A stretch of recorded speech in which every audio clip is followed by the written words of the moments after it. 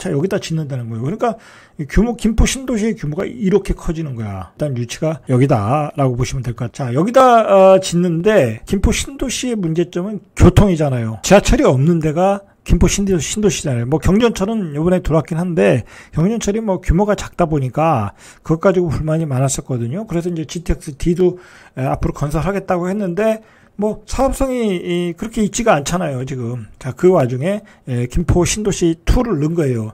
자, 그런데 김포 신도시 2의 핵심은 이 사람들이 보기에는 5호선을 집어넣자. 방화역에서 연장해가지고 지하철 5호선을 연장해서 김포 신도시에다 짓자라는 거예요. 그래서 신규 택지 지정 발표와 함께 서울시와 김포시, 서울 강서구가 지하철 5호선의 김포 연장 사업을 추진하기 위한 업무 협약을 맺었다고 그래요. 여기에 이제 몇 가지 논쟁이 있거든요.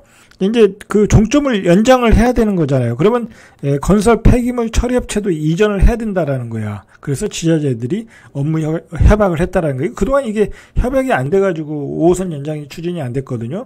이번에 신도시를 집어넣으면서 건설 폐기물 처리업체도 이전하는 것을 협약을 맺었다고 그래요. 이제 몇 개롭게 맺었다고 그래요. 자, 그런데 문제는 이 과연 5호선이 어디로 가는 노선이고 그 노선에 어떤 파급력이 있느냐라는 게 어떤 김포 신도시 2의 어떤 앞으로의 전망이겠죠. 사업성 앞으로의 어떤 그 전망이겠죠. 자, 보세요. 이게 5호선 노선인데 이쪽은 우리가 뭐 거의 마찬 이쪽은 볼 필요가 없는 거고 일단은 방화역에서 김포로 연장이 되는데 일단 중요한 게 이 노선의 중간에 있는 역들 중에 일자리가 많은 곳이 어디냐라는 거죠. 그리고 최종 출퇴근 가능한 거리가 어디냐라는 거죠. 지금 이제 그 정부에서 홍보하기를 뭐라고 홍보냐면 광화문까지 69분이 걸린다라는 거예요. 그러면 1시간 9분이 걸린다는 거예요. 그러면 광화문까지 1시간 9분 출퇴근 거리라는 거야. 여러분,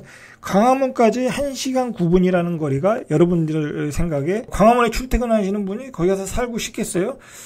출퇴근을 1시간 9분 걸린다. 제가 생각하기에는 요즘의 라이프 스타일로는 안 맞아. 제가 생각하기에는 차를 타고 최대한 40분? 그 이상은 잘 안 가려고 하는 것 같아요. 요즘 사람들의 라이프 스타일로. 그러니까 결론적으로는 5호선의 그 의미는 그렇게 높지 않다. 뛰어나지 않다라는 거예요. 광화문에 출퇴근하는 사람이 거기 가서 살 일이 없다라는 거야. 69분 걸리는 것치곤. 자, 그럼 그 중간역을 한번 보시죠. 자, 중간역을 보면 일자리가 많은 곳이 김포공항, 마곡, 그 다음에 목동, 그 다음에 영등포구청, 여의도. 자, 이 정도까지죠. 마포까지. 굳이 오면 마포까지, 공도까지. 자, 공동역까지. 이 정도면은 글쎄요, 뭐, 한 50분 거리? 자, 이 정도의 출퇴근 거리라는 거예요. 자, 근데, 우리가 생각을 해야 돼요. 그러면, 김포 신도시 2가 마곡으로 가는 게, 마곡으로 출퇴근할 택지지고, 김포 신도시가, 제일 낫냐? 또 그렇지는 않을 수 있다라는 거야. 그렇죠? 그렇지는 않을 수 있다. 다른 뭐, 대장지구도 있고, 계양지구도 있고, 그렇잖아요. 그 중간에 또 있고, 계속 지하철 노선이 만들어지다 보면. 자, 그러다 보면, 전체적으로 김포 신도시 2에서 5호선의 어떤 그 강한 그 흡입력은 별로 없다라고 봐야 되겠어요. 제가 보기엔. 일단 강남 가는 노선도 아니고, 그리고 그나마 일자리가 많은 곳이 여의도, 뭐 마포, 공덕인데 굳이 여기서 멀리서 출퇴근하기 위해서 뭐 마포, 공덕으로 출퇴근하기 위해서 김포 2까지 이사 갈 수요는 그렇게 많지 않을 것 같다라는 얘기예요. 자, 그리고 여의도 같은 경우도 이제 신안산선이 만들어지잖아요. 그리고 만들어지면서 이제 장현 신도시라든지 목감이라든지 그런 그 택지지구들이 있거든요. 자, 그런 택지지구들과 김포 신도시 2가 이렇게 경쟁을 해야 돼. 그러니까 그 경쟁에서 유리한 고지를 점령하고 있느냐도 우리가 생각을 해봐야 돼요. 그런 점에서 뭐 규모의 경제는 있지만은 결국은 이제 입지상으로 좀 떨어지는 면이 있어요. 특히 이제 서쪽으로 이렇게 치우치다 보면 우리가 대부분의 생활을 경부선을 따라서 남쪽으로 굉장히 그 이동을 많이 하거든요.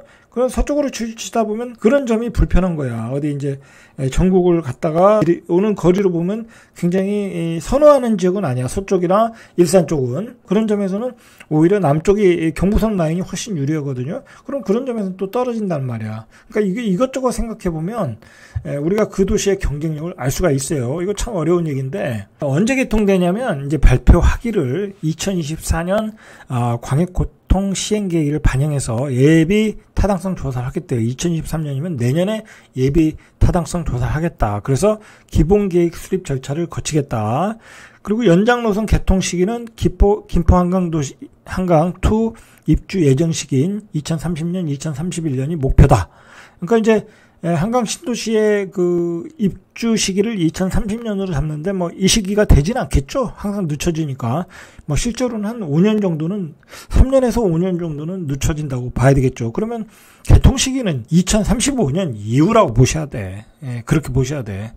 자, 그리고 이게 문제가 뭐냐면 뒤에서 보겠지만 이 GTX D 노선과 5호선 노선이 조금 중복되는 맛이 있어요. 왜냐면 뭐가 중복되냐면 GTX D 노선이나 5호선 중에 둘 중에 하나가 강남으로 가야 되는데 둘 다 강북으로 가잖아. 이 GTX D 노선이 부천 종합운동장을 해서 용산으로 해서 서울역으로 가는 걸로 알고 있거든요. 기존의 노선이.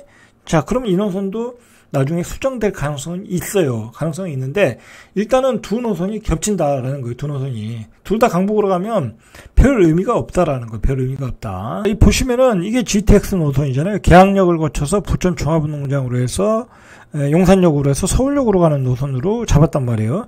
자, 근데 이 5호선은 장기역에서 방화역으로 가는 노선이란 말이에요. 그러면 이게 여기 노선만 좀 틀리지, 뭐 여기 노선이 그렇게 중요한 건 아니니까. 중요한 건 이렇게 해서 역시 마포로 가서 강북으로 가고, 이것도 강북으로 가고, 두 노선이 겹친다라는 거야. 이 주변의 자체가 일자리들이 별로 없어.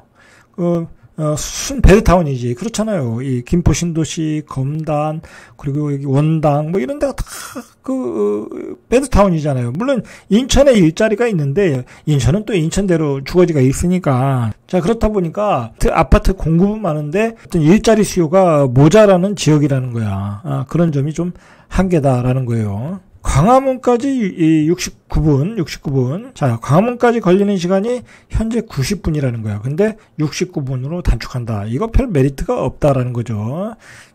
차라리 광역버스를 타고 가는 게 더 낫겠죠? 광역버스를 타면 더 빨리 갈 수 있겠죠?